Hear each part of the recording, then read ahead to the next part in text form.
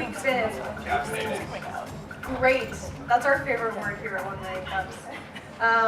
Everyone else who's not maybe as caffeinated as this individual, working a little slower to get the caffeine into your system today? Good? Thumbs up or thumbs down for experience? We'll do a little poll. Oh, okay. I'm discounting this. That wasn't one of the options. It was thumbs up. Well, for those of you who have not joined us before, welcome to 1 Million Cups. Raise your hand if you've never been to a 1 Million Cups before. What? We have so many new people. We're so excited to see y'all. I'll give you a little bit of rundown about what it is that we do here at 1 Million Cups in a second, once the screen pops up. My name is Jessica. I am one of the organizers for the 1 Million Cups Dallas chapter. There are various chapters of 1 Million Cups throughout the Dallas area. Oh, there we go. There's our pretty logo.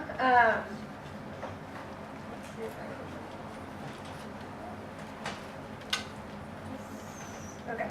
Well, 1 Million Cups is an initiative of the Kauffman Foundation. The Kauffman Foundation focuses on entrepreneurial endeavors, helping entrepreneurs, educating entrepreneurs, giving them the support that they need to be successful. So 1 Million Cups is a program of the Kauffman Foundation. Our goal is to provide education and networking for the attendees, and we believe that you do that over 1 million cups of coffee, hence the name 1 Million Cups. 1 Million Cups has been around for about 5 years. Like I said, there's a handful of chapters throughout the Dallas area. I don't want to say we're the best because there's some other good chapters, but like on a scale of 1 to 10. Just kidding. Don't say that because I actually like a lot of the other chapters. We have a chapter in Fort Worth. We have a chapter in Addison, Irving, Frisco, and Frisco, Plano. And I feel like there's one more I'm forgetting about. But anyways, we're all over the place. If you live in a different area of Dallas, if you're not normally around here, feel free to check out one of the other chapters. We generally meet every Wednesday morning at 9 a.m. at the Capitol Factory. We are an organization of volunteers. And what we do is bring 2 presenters, generally from the community, to talk about what they're doing, their companies, their struggles, successes, etc. And we do that by giving them 6 minutes to present. That is a hard 6 minutes. At the end of 6 minutes, I or one of the other organizers will politely start clapping, and that's their cue that their time is up. If you hear that, please join us, or else I kind of look like an asshole. So join me in that. So we give them 6 minutes to present, and then we do about 15 minutes of Q&A. The underlying purpose of 1 Million Cups, like I said, is education and networking. Part of the way that we facilitate that educational component is through the question and answer section. This is your chance to get more information on the company, ask about their struggles, what their experiences have been, and we always start with the same question, which is, what can the community do for you? So we have 2 great Dallas-based companies that we're going to highlight today, and an awesome community sponsor that I'm excited about. But before we get to the presentations, I want to invite the other lead organizer, Jasmine Brand, up to the stage to introduce our sponsorships, which you're going to want to know about, because if you ate this morning, you're going to want to thank our sponsor. Yeah, help me in welcoming her. We're just going to get the vibe up. That would have been classy if I just hopped up there. Hi, my name is Jasmine Brand. Hi. You see, you gave me the love back. I saw it.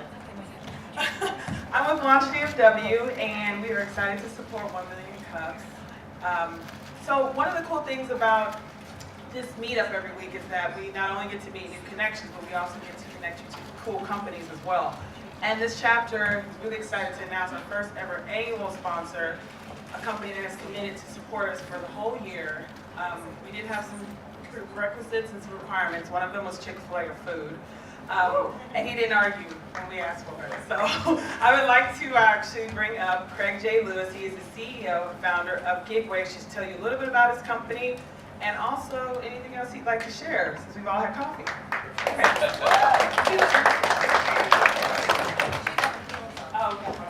What did I miss? I can't step up here?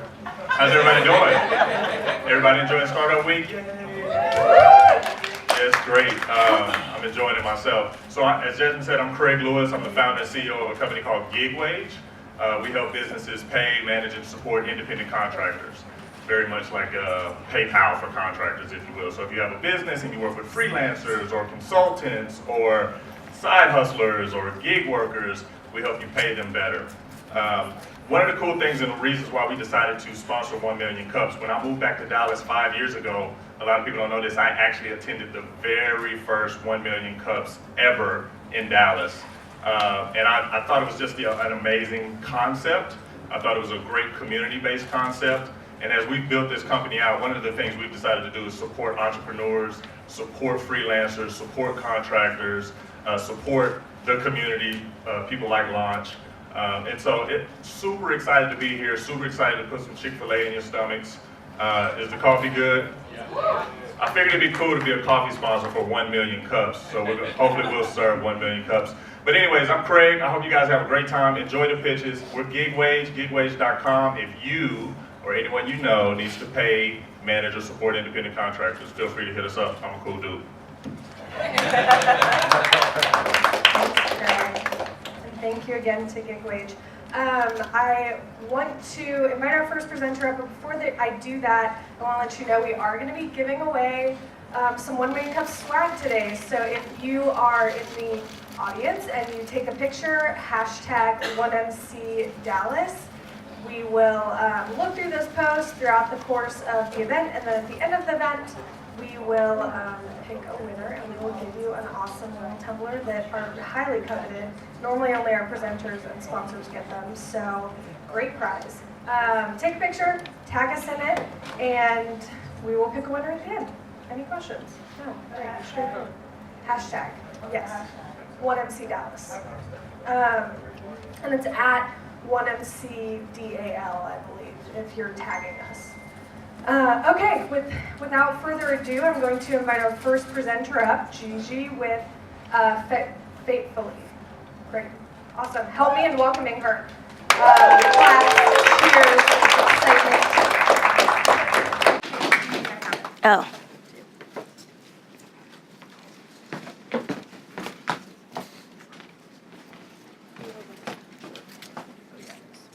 How do we do it? Okay. Good morning, everyone. Good morning. So can I get everyone who had a crazy idea of what they wanted to be when they were 6 years old to raise their hand? Leave it up there. Leave it up there if you wanted to be anything no, some people didn't want to be anything when they were 6. So leave it up there if today you are doing exactly what you wanted to do when you were 6 years old. There's just 2 of us. So I am one of those people.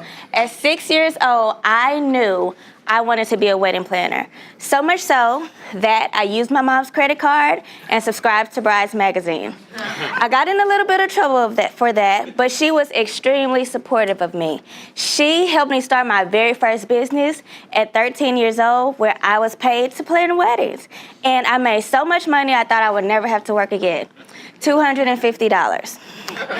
So that didn't last very long. I ended up going to college, and somewhere along the way, someone told me that I would never make enough money as a wedding planner, so I needed to find a new career. So I did, and I'm not going to tell you where I worked because it's close by, and I was absolutely miserable. So miserable that I packed everything in my car and went to Nashville for an unpaid internship as a wedding planner. Absolutely loved it. Left Nashville and went to Oklahoma City, and things absolutely took off. I started planning for NBA players, politicians, and entertainers, but everyone wasn't a celebrity. I had a bride start crying in a meeting because she couldn't afford to pay me. So I asked her, why would you even want to hire a planner if you know you couldn't afford one? Well, she didn't want to be overwhelmed. She wanted her weddings to look like my weddings from Instagram, and she didn't want to be stressed out doing it all on her own.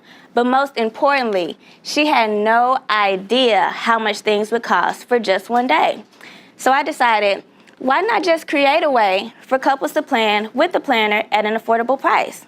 So I leverage technology to connect wedding planners with couples who can't afford a wedding planner or don't want to hire a traditional wedding planner to do it completely online. We use data science and machine learning to determine each couple's personality and planning type. So that way along the process, the technology knows exactly how you'll make decisions and we can save on the time that it takes to make those decisions. We also curate vendors and products based on your personality type and your budget to streamline the process. We pull from massive amounts of data, so that way we're giving you the cheapest share at the best quality, something that fits in your budget. But we also pull from the knowledge and experience and the resources of the planners on our platform. And what's super important is the human connection, because technology can make data-driven decisions, but it can't hold your hand at the end of the day, and it can't help you when your mother-in-law is getting on your nerves. So you're able to meet with a person through our platform, and that gives us the opportunity to make it a lot more affordable. So the first thing that I needed to do when I had this idea was make sure that this experience wasn't an isolated experience. And I learned that 2.5 million weddings happen each year in the US. 76% of those couples do not hire a wedding planner. 93% of those couples said they wanted a planner but couldn't afford one. The cost of a wedding is about $30,000, and a planner costs about $3,500. Our couples are spending $250 for that same planner. So, it's a great idea. I was like, okay, this is exciting. There has to be someone else doing this. There's no way that there's no platform that's helping people in this way. But there is no way. There was no platform helping couples in this way. So, there we were doing it. So my team, we have a combined 40 years of experience, over 40 years of experience in the wedding and event planning industry. We've been featured in Forbes, Vogue, Harper's Bazaar, and our technology is built by Forbes 30 Under 30 recipient Assad Raza. How do we make money? We make money from the planning fees, of course, but we also generate additional revenue from the products and services sold through our marketplace. So how do we find these users? Through word of mouth.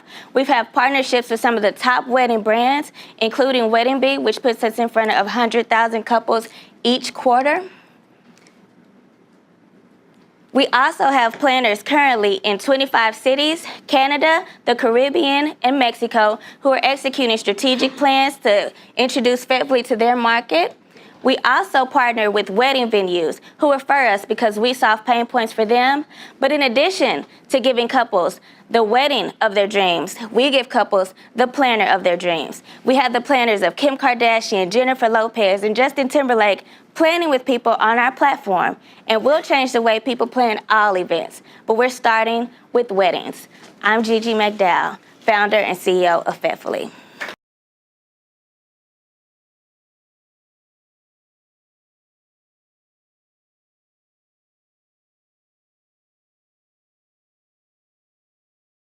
I would say just spread the word. If you know wedding planners who would want to join, if you have a birthday, ever use us to plan your birthday party or any type of event that you're having.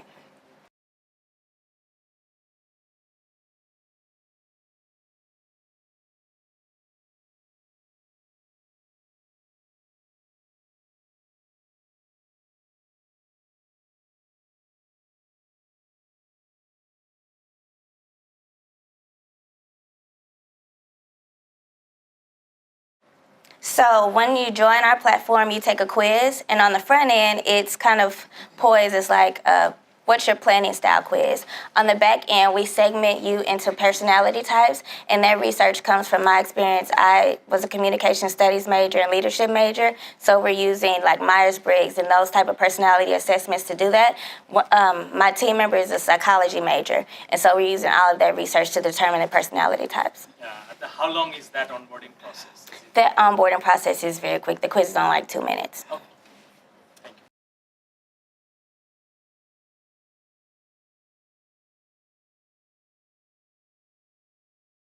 So we have 2,000. We have 2,000 planners on our on our wait list. We just completed a private beta campaign in which we ran for 1 month, and we made nearly $50,000 in 1 month.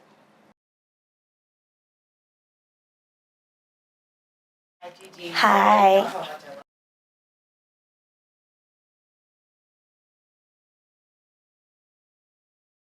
Yes, we are currently raising around right now. We should be closing on that soon, but we're open if anyone would like to join us. Come join and talk about how you can join my party. Our plans for the future, we did our beta campaign in one city with about 30 couples, so that those numbers are just from 30 weddings, and that was in Houston. And so we'll be partnering with more venues there. We'll also be starting to expand in 4 venues. So we have Dallas, Oklahoma City, Nashville, and Houston that we'll be doing by the end of the summer. And then in December, we'll be nationwide, which we'll start. We'll do our campaign with Kim Kardashian at that point.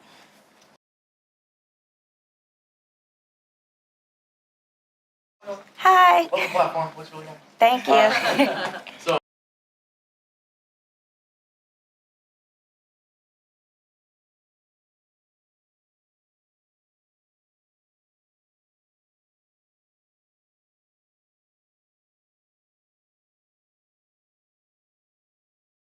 buyer experience. So the buyer experience, once you join our platform, after you take our quiz, you pay to be connected with your planner. So you pay one of our planning fees, which range from $299 to $799. And so that's what you pay up front. All of your products and services you can pay through our channel to your vendors. And through that, we also offer like wholesale pricing. So we have the lowest pricing that you'll find on any wedding products. So you pay through our platform. By the way, Thank you you. so much.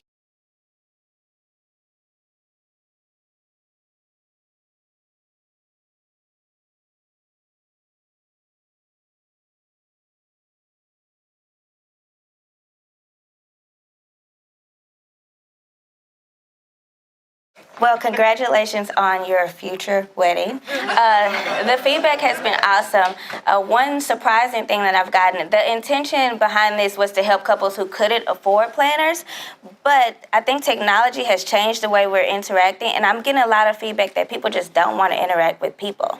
And so I think that's going to be extremely important in how we grow, because yes, you can do it in a more affordable way, but some people just don't like talking to people. And so to be able to hop on there and have technology make all of my decisions, tell me what's pretty, tell me what's this, and tell me what I'm thinking is so helpful. And so that's been a lot of the good feedback that we're making. Also, this one is from the mother of the bride, who plays the most important role in the whole wedding, if you didn't know that. And so this is one of my favorite reviews. It's because she's much older, and she was like, back in my day, a wedding was just cake punch, hey, congratulations. And now it is a big thing. And social media is playing a huge role in that. So it's been great to be able to give that experience for all couples.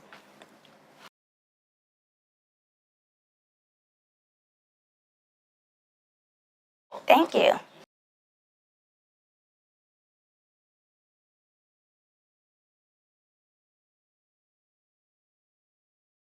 So that was the biggest thing for me, because even me at the beginning, I was like, why would I even do this for $200? But that's where the technology plays the role. So the technology trims the process from over 100 hours to 6.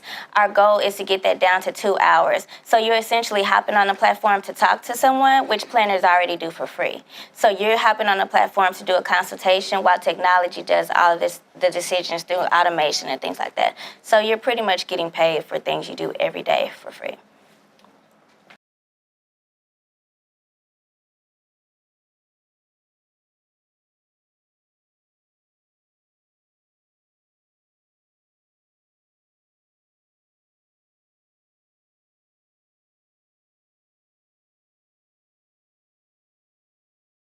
We are thinking through the process and how people are going to be helped beyond their wedding. So that's something that we're thinking through. With advertising, as far as like vendors and things like that, that was one thing that was tricky for me, because as a wedding planner, I never paid for advertising to get couples. And so I found, and I've even gotten a lot of clients because they've used the planner who pay for advertising through other platforms that I won't mention.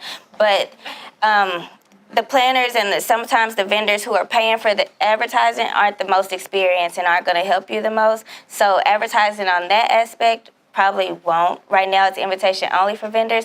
But as far as like insurance and things like that, we're going to think through that, but how we can follow them throughout the life cycle.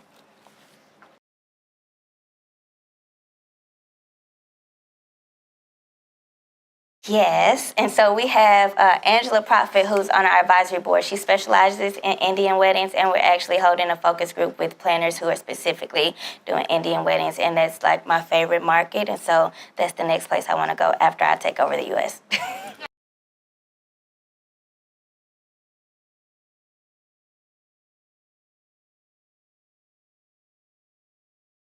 So right now it's extremely organic. We've spent like $300 on Facebook, and that's just getting like likes. But all of our customers have come through word of mouth, which follows the trajectory of like traditional wedding planning. And so just those referrals have played a huge role now. But we're gonna go hardcore into digital marketing coming up and kind of follow up on that organic search.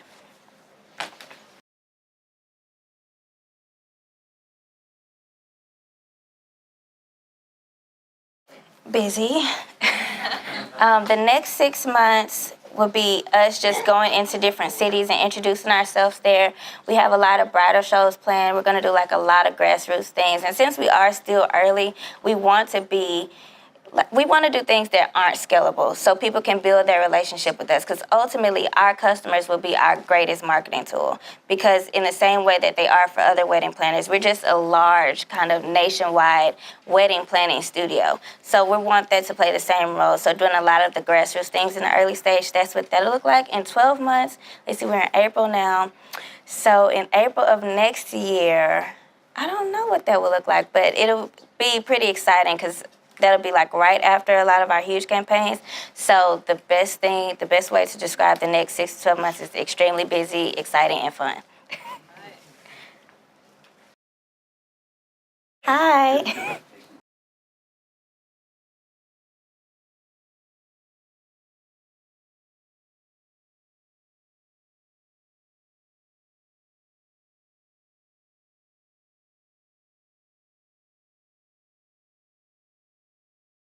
It's a little bit of both. Since I've been in the industry for a long time, I've brought on like a lot of those venues and vendors that I've worked with, but all of the vendors on the outside, the wedding planners are bringing in. And so that's how we're starting now, because I've and my team, we don't really have the time to go out and kind of vet all of the vendors and all of the venues, so you only can come into our platform through an intro from someone else.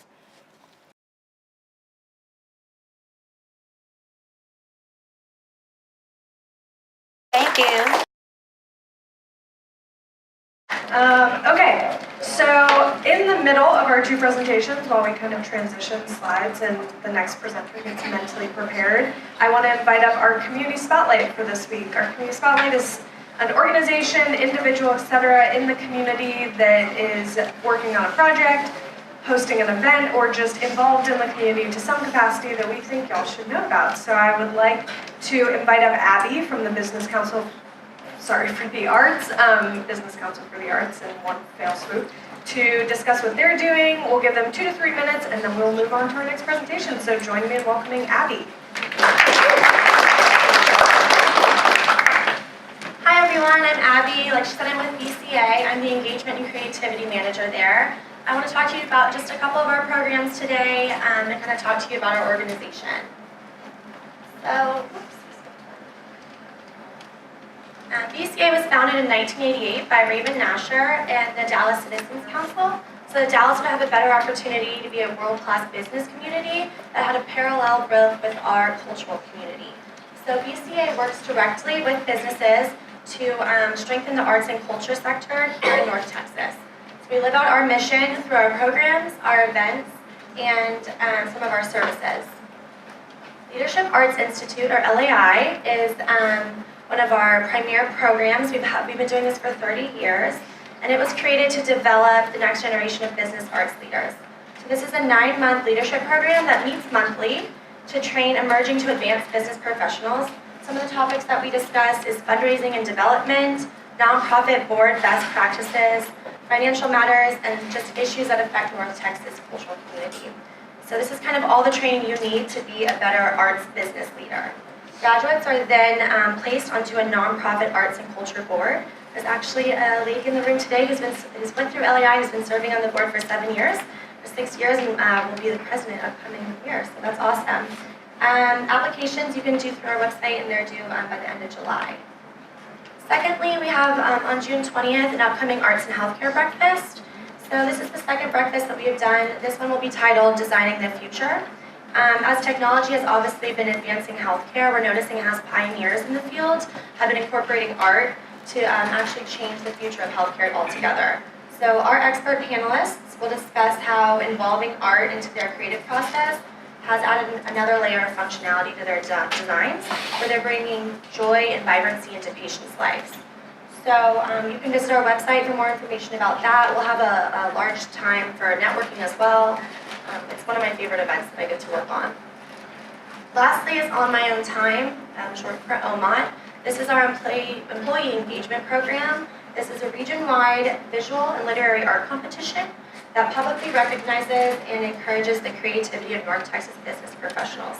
So companies that participate are able to engage their employees at all professional levels through all different hierarchies, and it provides an enrichment to the workplace and stimulates creativity. So more information for that is online, and you can register by May 15th. And then here's just our contact information if you want to know any more about us. Thank you. And that breakfast sounds great. If you haven't had a chance to talk to Richard, Ravina, or Sarah, they're all active members in the startup community. They're all doing really cool things, so I have no doubts that that'll be a great event. I don't want to waste any time. I want to help welcome our next presenter, Zach from Wanderlust. Did it change? Okay, no, it is Wanderlust. I thought I was going crazy for a second. I'm not. Well, I still might be. Help me welcome Zach.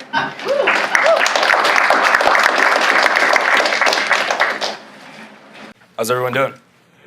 Good. All right. Well, my name's Zach Bro. I'm the founder of Wanderlust. Like many startups, Wanderlust was founded in my dorm room my sophomore year at Mount St. Mary's University. I played college tennis there.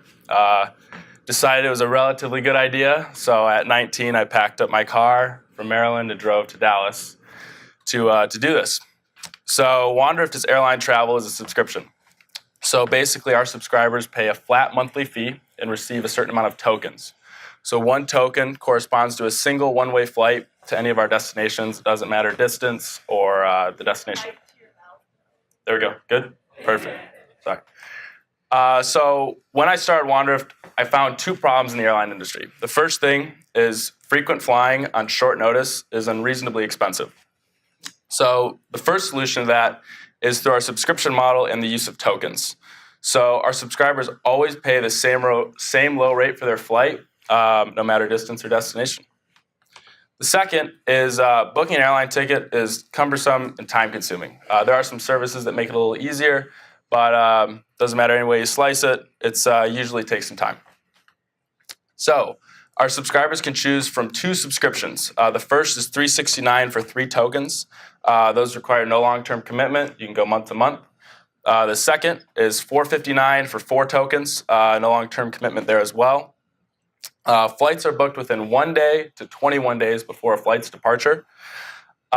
Subscribers only fly legacy carriers, so American, Delta, and United. Now, I will say it's no standby, but it's basic economy. So you always have a seat, but it's just basic economy, no upgrades. And it's only nonstop flights. So we focus our subscriber market, or our subscribers in these markets. And then out of those destinations, it varies based on each market, but for the most part, you can go to pretty much any major tier 1 city. But like I said, it varies on each market. So this is kind of our concept and kind of how we make money. So think of us kind of like, it's a little bit of secret sauce, but think of us kind of like like an insurance company. So basically, somebody books a flight, runs through our algorithm, determines whether or not it fits within our projected margin. It says 12.5% right there. We've kind of lowered it to fulfill more flights, but 3.5% to 6% is kind of our margin right now. But as of the last 3 months we've been operating, we have a 97% success rate when a user books a flight. So for the most part, you're going to book a flight. The only thing that you got to be flexible on is the time of day. So it's either morning, afternoon, or evening. We've seen the last 3 months that you're really not going to get on that many red eyes, so the times are pretty favorable. So this is the team. Of course, me, Zach Burrow, my dad, best friend, Brad Burrow, Austin Spear. He's our director of marketing. Great guy. Spent some time at Ferrari. Trey Fayard, former founder of Glow Airlines, eventually sold to Silver. Forrest Bryant, founder of High Speed Alliance. Dave Steck, founder of Purpose Built Investments. And then not featured on there is Philip Burley. He started a company called Travel Automation, and they eventually they did a lot of work with Sabre. That's kind of how we get our flights. These are competitors, Kayak, Surf Air. There's another one not featured on there, Sky High. We like to think that we're the cheapest and the best option, but there are some competitors out there. And then I've got a quick demo. There we go.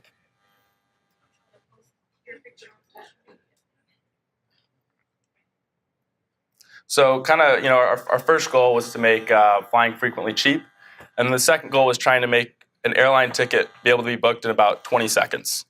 So this is our mobile app. Trying to get logged in right here.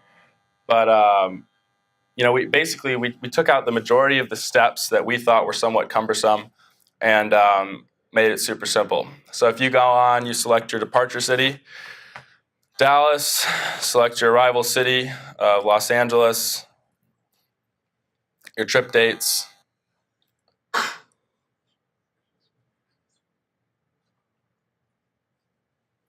You go through, typically you got about 3 options at most, usually probably around 2 though. You book your flight, it's that easy, and then within about 30 seconds you'll get a notification saying your request has been processed, whether or not it's been approved. And then your trip details are emailed to you in about 2 or 3 minutes, so pretty quick. And then you can go to then this is our web app. And same kind of deal here, log in. And then the other thing we kind of have is we do the trip curation. So we like to push you towards certain destinations or certain trips that you kind of like, somewhat similar to Netflix on how they push users to certain movies or TV shows. So same kind of deal. Those are the options.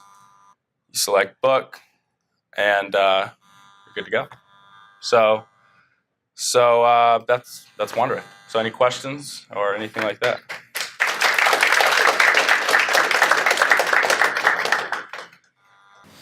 Hey, thank you so much. And the first question always is, what can we do as Dallas to help you grow your startup?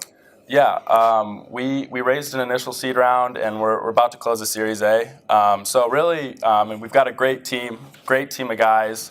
Our biggest thing is we just have to grow users. We're really trying to work on getting a contract with Delta and United. And so basically our biggest kind of hurdle is getting those users to prove that we've got something that's in demand. So just growing our user base.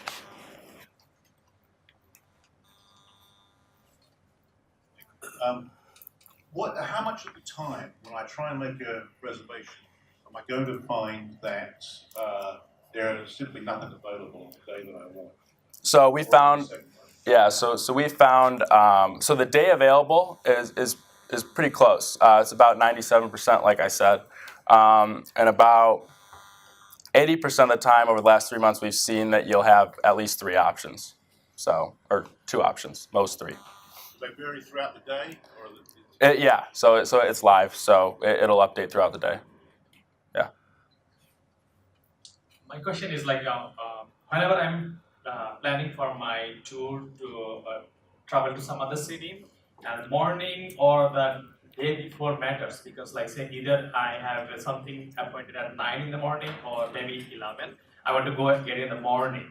How your system handle those? Otherwise, if it is in the afternoon, there is no point for me to go there. Yeah, and that's true. And so right now, our subscription, the times of day do kind of fluctuate. You got to be somewhat flexible. So I would kind of say, our subscription right now isn't for you. As we kind of grow and we can get those contracts and kind of expand that availability and that flexibility, it might be for you. But for the most part, our subscribers have to be relatively flexible on the time of day. When it comes to date, we can pretty much get you there on the date you want to go 97% of the time. Yep. Yeah, I guess it's really a follow-on question. What is the persona of your prospective client? Yeah, so it varies. It's been pretty interesting. So we're kind of, and it's obviously a relatively new space. So we're kind of stuck in between two personas. So you've got the frequent flyer who plays the airline miles game, but they might not use this service because they've got the frequent miles or they've got the flyer programs. So they can book last minute and it's points, right? So it doesn't care. On the other side, we've got the traveler that, travels a good amount, but they're somewhat picky and they're like, I got to go at this time, I got to get back at this time. So we're kind of trying to carve out that middle zone of that traveler and maybe see if there's kind of a different type of traveler that other industries, in this space haven't seen.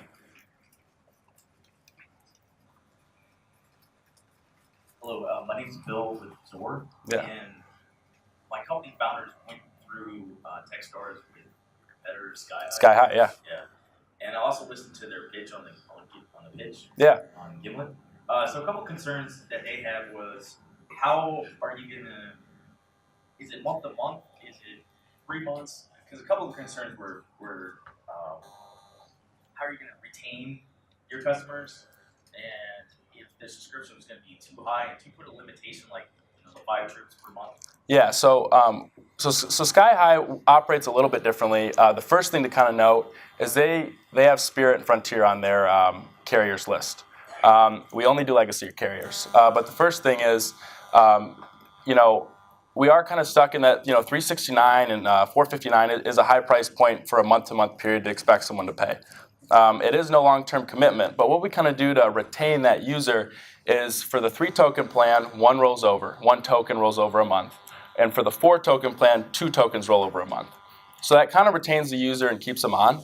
And then your other, what was your other question? The other point I was trying to make was they had an issue too that it was either going to be really young or really old. Oh, yeah. So. Yeah, and that's what we're figuring out.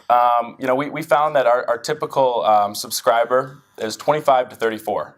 So easy way to put it is I would say the typical person that takes or that does 3 Airbnbs every 6 months would be our typical user. Kind of that millennial has a relatively high amount of disposable income and can have a pretty open schedule. But yeah, we found that. And we have about a 93% retention rate on our users month over month. So we found that token rollover, and we made that change a couple months ago, but we found that token rollover is pretty good at keeping people on. Are you able to accrue mileage with rewards programs on the carrier that you're applying? American, yeah. So you can type in your frequent flyer program, and you can flights that you book through American, you can earn through mileage programs. Hence the need to build relationships with the other carriers. Correct. Yep.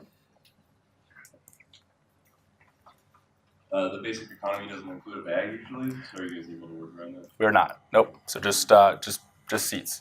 And then to expand on the persona question around, it's obviously business travelers because even your case with the 3 Airbnbs every 6 months, that doesn't really line up with 3 flights a month. Yeah. So you guys are working that out. Well, so and a lot of people have said B2B is the play, and I actually don't think so. So like I've said, we're kind of carving out a new kind of niche in the market, and since and obviously Sky High is kind of trying to do a little bit of the same thing, but I really think the play is B2C, and I think there's kind of a market that we can carve out that people kind of haven't seen yet, and that's at least what I think. I think I'm right so far, but we'll see. So how are you guys making revenue? Is it client or customer? Am I paying more, or is the airline? Yeah, so that kind of touches on the secret sauce a little bit, but the whole kind of backbone of Wandrift is that predictive algorithm to determine whether or not when to pay out tickets. Now, we've been right so far in terms of you can't go anywhere and everywhere. So if you're in Dallas, you can go to about, I think it's like 14 or 15 cities. If you go to Vegas, I think it's about 10 cities. So each market has different cities. And we picked those cities, and some flights we win on, some flights we lose on. So kind of think of us like a insurance company or a casino. So as a whole, for all the markets, we reach that margin. But certain users or certain subscribers, we lose our ass on, and some we do pretty well on. So that's kind of how it would work. Yeah. Hey, great presentation. Yeah. I was wondering if you can explain a little bit more about the tokenization aspect of this. Yeah. So get that a lot actually. It's not crypto. Yeah. No ICO. So I came up with this in November of 2017, and that was not related to Bitcoin or anything like that. But it's on the whole token thing really came about because it's the best way to do opaque pricing for the airlines. So you basically, it's just one token. The flight's never displayed on the flight or on the web app or anything like that. So the carriers are protected in terms of the pricing. So no Bitcoin, nothing like that. Are you seeing any geographic or regional patterns from your users? Yeah, most definitely. San Francisco and LA are our biggest markets. I'll be honest. I know personally, 369 and 459. I'm a 21-year-old kid. It's kind of expensive. It'd be expensive for me. But those that's a lot to put down for a new service. But those markets are more apt or excited to try something new. So those are honestly our best markets in Austin. Any other questions?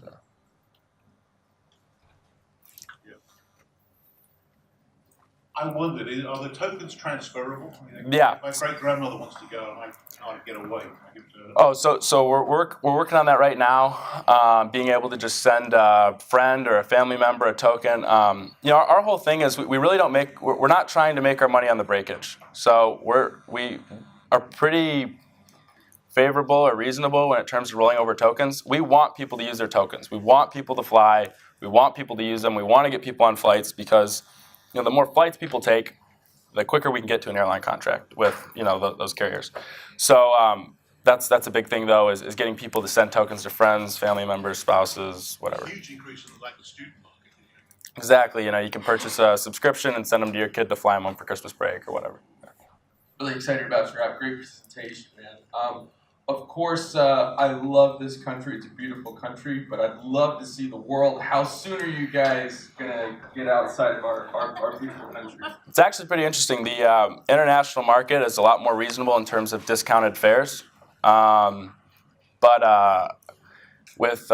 terms of the ticket prices, there's a lot more room for discount and negotiation with other carriers. Problem is, it's too much going on right now. Can't do it. But I'd love to do that though, sure. And this is just a kind of randomest question, but is there a correlation between where folks are booking most of your flights and VC money? And VC money? Yeah. What do you mean? Meaning you mentioned two cities where there's, I call it dumb money, a bunch of money just everywhere, and people have it to spend. Oh. Is there a correlation? Well, that's actually a pretty interesting question. Maybe. If you look at it, right, San Francisco's a big VC market. LA's relatively decent. Austin's pretty much up there too. So those three are probably the VC, capitals of the US.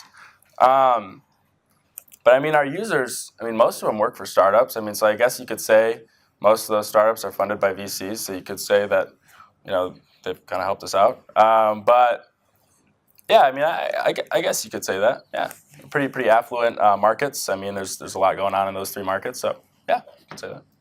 All right, that will be our last question. We're on a little bit tighter with timelines today, but all right, let's give a big round of applause.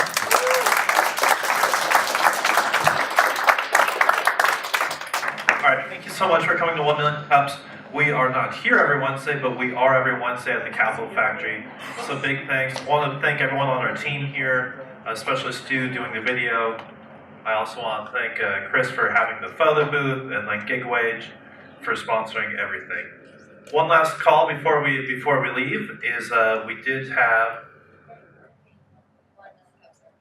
Oh, thanks 1 Million Cup Serving too. All right, thank you. For our social media giveaway today, we have one of these coasters. Jacqueline posted our hashtag, so if she could come up here and get our free cup, that'd be great. Is Jacqueline here? Don't she take off? She posted and then she's gone. All right, well, thank you so much. Everyone have a great day.